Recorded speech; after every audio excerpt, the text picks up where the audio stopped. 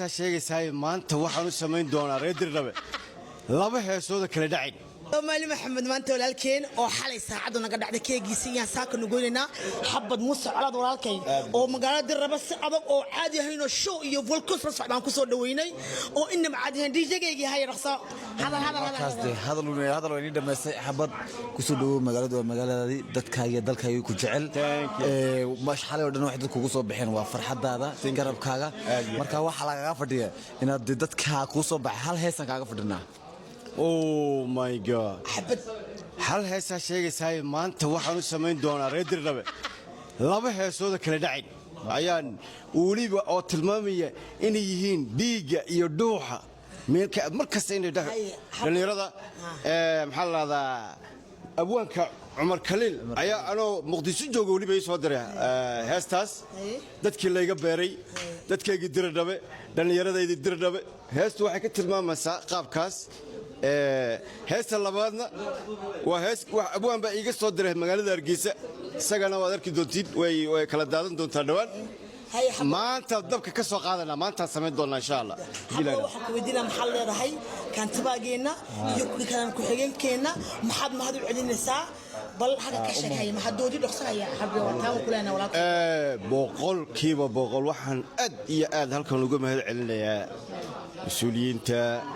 كانت معك محتري؟ كانت معك خدير جوهر يا حرب بوح خدير جوهر يا حرب بوح سيدا أي فاتوتري أما دي جماعة أوليه أو مدح أو يكوا ساريين أنا قد دبل بمدح يساريين آد يا آد حقا وحن كسلام يا وليبا خدير جوهر يا حرب بوح آد يا آد سيدا أي شيئين سكسي وين أيان أنا قلنا السلام يا مدح qalbiga meel kasta iga suriyihiin cid kasta oo ka qayb qaadatay soo dhaweynteeda iyo dhiig dhaqaaqayga iyo dareenka walaaltinimo iyo tolnimo ay imujiyeen aad iyo aad aniguna inta leeg ayaan aad iyo aad baan ugu mahad celinayaa jazaakumullahu khayran insha Allah ta'ala showga aan idin qabanayo waa showgii qarnigu noqon doona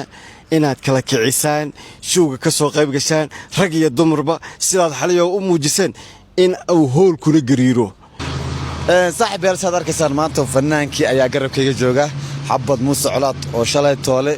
magaalada soo galay waad aragtaan maanta wuxuu joogaa wadadii xeer ciise street xabad maxaa leedahay wadada in badan kulli waad maqashaan malayn wadadan maqalkeygu waaba igu batayba maantana waaniga dhex jooga nacam waliba wadadii xeer ciise waa wadadii aan maaragtay ku taabi jiray in aan mar uun soo dhex joogsado wayna suura gashay ilaahay suura geliyaa mahadaas kale iyo ummadayda reer Dirdhabe ummadayda Soomaaliyeed cid kasta ilaa Djibouti dadkii suura geliyeen inaan maanta halkan imaado